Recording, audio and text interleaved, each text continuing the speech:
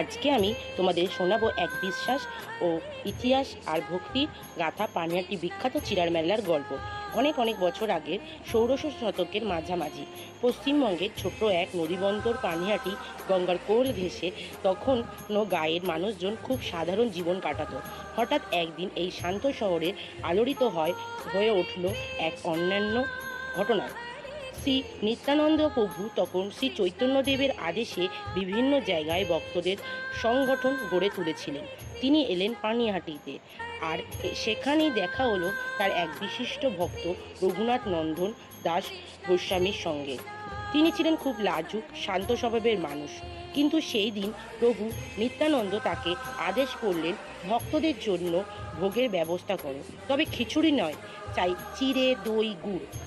এক মুহূর্তে বুঝে গেলেন এটা কোনো সাধারণ ভোজন নয়, এটা এক মহাভক্তির পরীক্ষা। সেই দিন গঙ্গার তীরে প্রায় ১০০০ খানেক ভক্তের জন্য বানানো হলো চিড়ে দই গুড় দুধ কলা দিয়ে অসংখ্য পদ। বনের ছাড়াও বসে বসে সবাই একসঙ্গে আহার করলেন।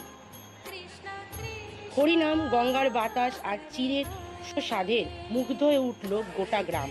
তখন থেকে প্রতি বছর এই দিনটি জ্যৈষ্ঠ মাসের শুক্লা একাদশী পানিহাটিতে পালিত হয় চিড়ার মেলা হিসেবে।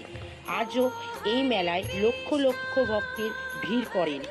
গঙ্গা স্নান, হরিনাম সংকীর্তন এবং সেই ঐতিহাসিক ভোগ চিড়ে দই গুড় খাওয়ার, এই সব মিলিয়ে যেন ফিরে আসি সেই যুগ, সেই অতুলনীয় ভালোবাসা।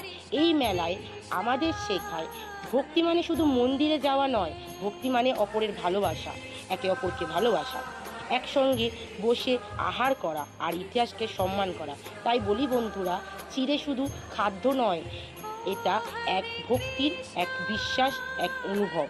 এই ভিডিওটা যদি তোমাদের ভালো লেগে থাকে তাহলে চ্যানেলটাকে করে দাও সাবস্ক্রাইব, আর লাইক দিতে কিন্তু ভুলো না। আর তোমাদের যদি খুবই ভালো লেগে থাকে তাহলে